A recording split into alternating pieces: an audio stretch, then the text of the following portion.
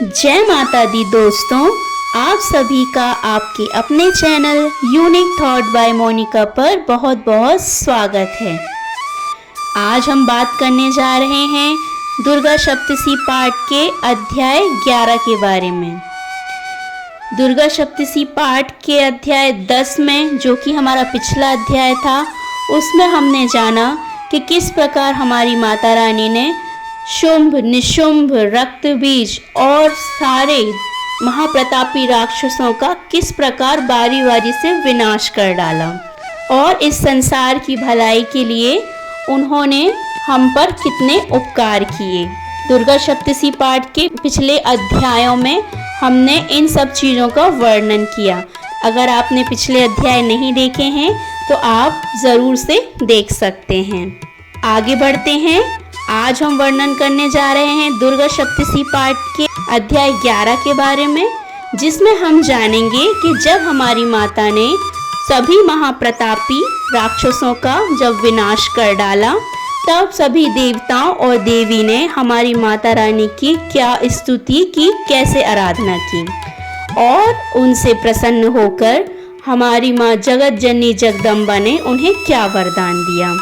तो आइए शुरू करते हैं हमारा आज का वीडियो। अगर आप भी उत्सुक हैं इस अध्याय के वर्णन को विस्तृत से जानने के लिए, तो इस वीडियो के अंत तक बने रहिए। आइए शुरू करते हैं आज का वीडियो। मैं भुवनेश्वरी देवी का ध्यान करती हूँ।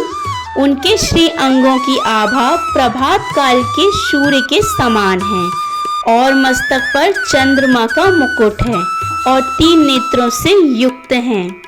उनके मुख पर मुस्कान की छटा छाई रहती है और हाथों में वरद, अंकुश, पाश एवं अभय मुद्रा शोभा पाते हैं। आगे बढ़ते हैं इस अध्याय में। इससे पहले अगर आप मेरे चैनल पर पहली बार आए हैं तो इसे सब्सक्राइब कर लीजिए और बेल आइकन को हिट करना ना भूलिए, ताकि मेरी सारी अपडेट्स आप तक सबसे पहले पहुँचें। और अगर आपको ये वीडियो पसंद आता है तो इसे लाइक कीजिए, अपने दोस्तों के साथ शेयर कीजिए और कमेंट सेक्शन में जय माता दी लिखना ना भूलिए।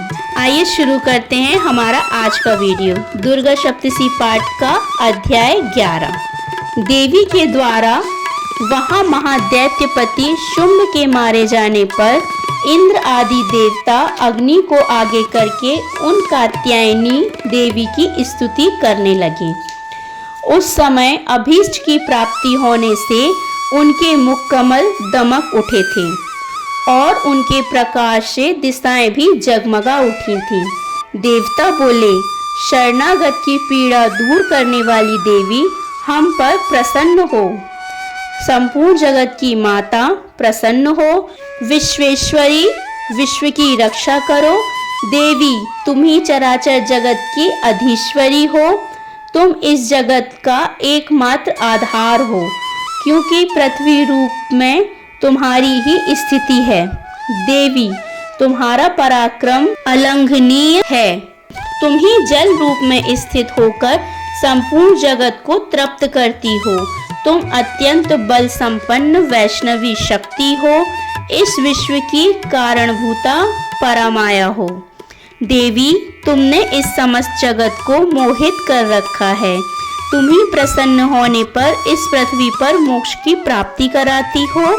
देवी, संपूर्ण विधाएं तुम्हारे ही भिन्न भिन्न स्वरूप हैं। जगत में जितनी स्त्रियां हैं वे सब तुम्हारी ही मूर्तियां हैं।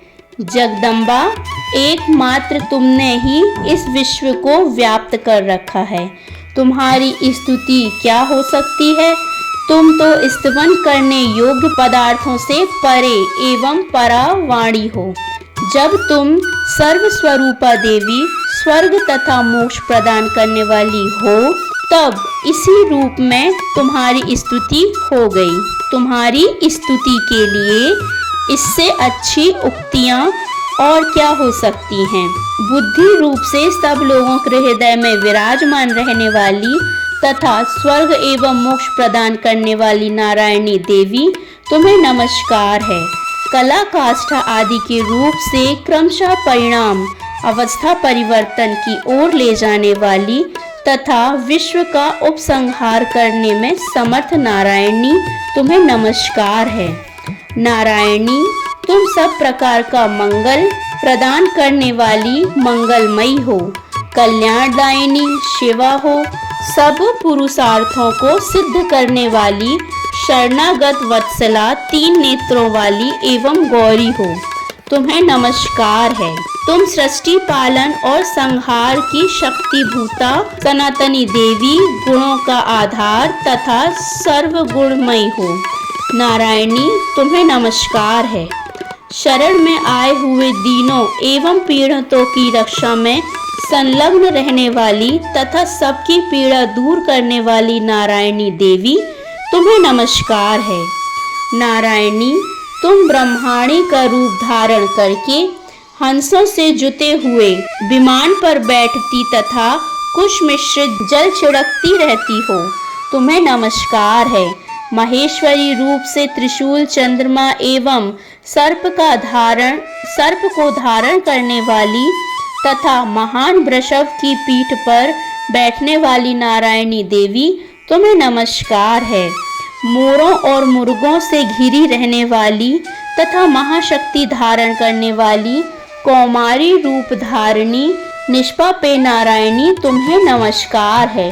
शंख, चक्र, गदा और साध्य धनुष रूप उत्तम आयुधों को आधार करने वाली वैष्णवी शक्ति रूपा नारायणी, तुम प्रसन्न हो, तुम्हें नमस्कार है। हाथ में भयानक महाचक्र लिए और दाढ़ों पर धरती को उठाए वाराही रूप धारिणी कल्याणमयी नारायणी, तुम्हें नमस्कार है। भयंकर नृसिंह रूप से दैत्यों के वध के लिए उद्योग करने वाली तथा त्रिभुवन की रक्षा में संलग्न रहने वाली नारायणी, तुम्हें नमस्कार है। मस्तक पर किरीट और हाथ में महावज्र धारण करने वाली, सहस्त्र नेत्रों के कारण उद्दीप्त दिखाई देने वाली और वृत्तासुर के प्राणों का अपहरण करने वाली इंद्र शक्ति रूपा नारायणी देवी, तुम्हें नमस्कार है। शिवदूती रूप से दैत्यों की महती सेना का संहार करने वाली, भयंकर रूप धारण तथा विकट गर्जना करने वाली नारायणी, तुम्हें नमस्कार है। दाढ़ों के कारण विकराल मुख वाली, मुंडमाला से विभूषित मुंडमर्दिनी चामुंडा रूपा नारायणी, तुम्हें नमस्कार है। लक्ष्मी, लज्जा, महाविद्या, श्रद्धा, पुष्टि, स्वधा, ध्रुवा, महारात्रि तथा महाअविद्या रूपा नारायणी, तुम्हें नमस्कार है। मेघा सरस्वती, वरा श्रेष्ठा, भूति ऐश्वर्य रूपा, बाभ्रवी भूरे रंग की अथवा पार्वती, तामसी महाकाली, नियता संयम परायणा तथा ईशा सबकी अधीश्वरी रूपिणी नारायणी, तुम्हें नमस्कार है। सर्वस्वरूपा सर्वेश्वरी तथा सब प्रकार की शक्तियों से संपन्न दिव्य रूपा दुर्गे देवी, सब भयों से हमारी रक्षा करो, तुम्हें नमस्कार है। कात्यायनी, यह 3 लोचनों से विभूषित तुम्हारा सौम्य मुख सब प्रकार के भयों से हमारी रक्षा करे, तुम्हें नमस्कार है। भद्रकाली, ज्वालाओं के कारण विकराल प्रतीत होने वाला अत्यंत भयंकर और समस्त असुरों का संहार करने वाला तुम्हारा त्रिशूल भय से हमें बचाए, तुम्हें नमस्कार है। देवी, जो अपनी ध्वनि से संपूर्ण जगत को व्याप्त करके दैत्यों के तेज नष्ट किए देता है, वह तुम्हारा घंटा हम लोगों की पापों से उसी प्रकार रक्षा करे जैसे माता अपने पुत्रों की बुरे कर्मों से रक्षा करती है। चंडिके, तुम्हारे हाथों में सुशोभित खड्ग जो असुरों के रक्त और चर्बी से चर्चित है, हमारा मंगल करें, हम तुम्हें नमस्कार करते हैं। देवी, तुम प्रसन्न होने पर सब रोगों को नष्ट कर देती हो और कुपित होने पर मनोवांछित सभी कामनाओं का नाश कर देती हो। जो लोग तुम्हारी शरण में जा चुके हैं उन पर विपत्ति तो आती ही नहीं, तुम्हारी शरण में गए हुए मनुष्य दूसरों को शरण देने वाले हो जाते हैं। देवी अम्बिके, तुमने अपने स्वरूप को अनेक भागों में विभक्त करके नाना प्रकार के रूपों से जो इस समय इन धर्मद्रोही महादैत्यों का संहार किया है, वह सब दूसरी कौन कर सकती थी। विद्याओं में ज्ञान को प्रकाशित करने वाले शास्त्रों में तथा आदि वाक्यों वेदों में तुम्हारे सिवा और किसका वर्णन है, तथा तुमको छोड़कर दूसरी कौन ऐसी शक्ति है जो इस विश्व को अज्ञानमय घोर अंधकार से परिपूर्ण ममता रूपी घड़े में निरंतर भटका रही हो। जहाँ राक्षस, जहाँ भयंकर विष वाले सर्प, जहाँ शत्रु, जहाँ लुटेरों की सेना और जहाँ दावानल हो, वहाँ तथा समुद्र के बीच में भी साथ रहकर तुम विश्व की रक्षा करती हो। विश्वेश्वरी, तुम विश्व का पालन करती हो, विश्व रूपा हो, इसलिए संपूर्ण विश्व को धारण करती हो। तुम भगवान विश्वनाथ की भी वंदनीय हो। जो लोग भक्ति पूर्वक तुम्हारे सामने मस्तक झुकाते हैं, वे संपूर्ण विश्व को आश्रय देने वाले होते हैं। देवी, प्रसन्न हो। जैसे इस समय असुरों का वध करके तुमने शीघ्र ही हमारी रक्षा की है, उसी प्रकार सदा हमें शत्रुओं के भय से बचाओ। संपूर्ण जगत का पाप नष्ट कर दो और उत्पात के पापों के फल स्वरूप प्राप्त होने वाले महामारी आदि बड़े बड़े उपद्रवों को शीघ्र दूर करो। विश्व की पीड़ा दूर करने वाली देवी, हम तुम्हारे चरणों पर पड़े हुए हैं, हम पर प्रसन्न हो। त्रिलोक निवासियों की पूजनीय परमेश्वरी, सब लोगों को वरदान दो। देवी बोली, देवताओं, मैं वर देने को तैयार हूँ। तुम्हारे मन में जिसकी इच्छा हो वह वर मांग लो। संसार के लिए उस उपकारक वर को मैं अवश्य दूंगी। देवता बोले, सर्वेश्वरी, तुम इसी प्रकार तीनों लोकों की समस्त बाधाओं को शांत करो और हमारे शत्रुओं का नाश करती रहो। देवी बोली, देवताओं, वैवस्वत मनवंतर के 28वें युग में शुंभ और निशुंभ नाम के 2 अन्य महादैत्य उत्पन्न होंगे। तब मैं नंद गोप के घर में उसकी पत्नी यशोदा के गर्भ से अवतीर्ण हो विंध्याचल में जाकर रहूंगी और उक्त दोनों असुरों का नाश करूंगी।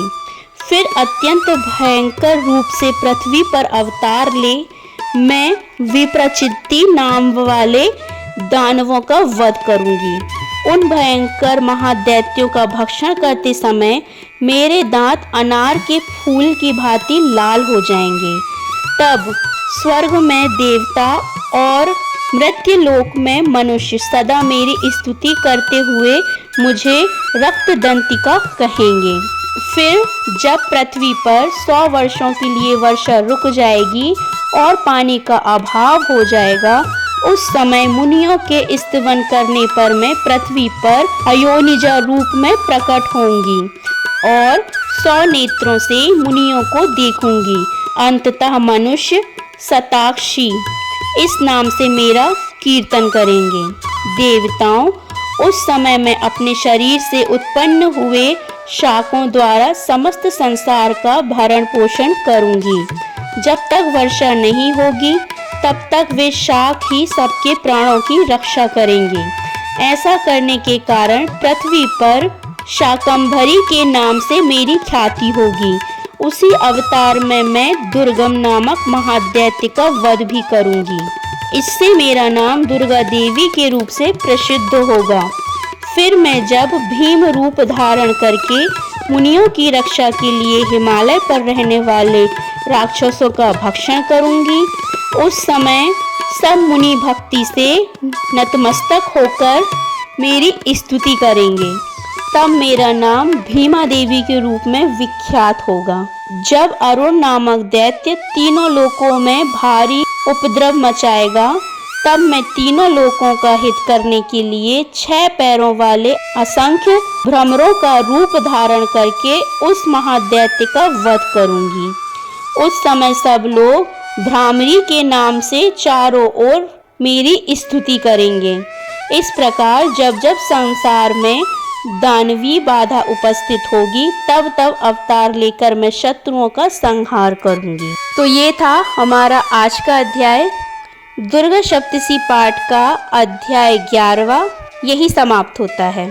अगर आपको आज का वीडियो पसंद आया हो तो इसे लाइक कीजिए, शेयर कीजिए और कमेंट सेक्शन में जय माता दी लिखना ना भूलिए।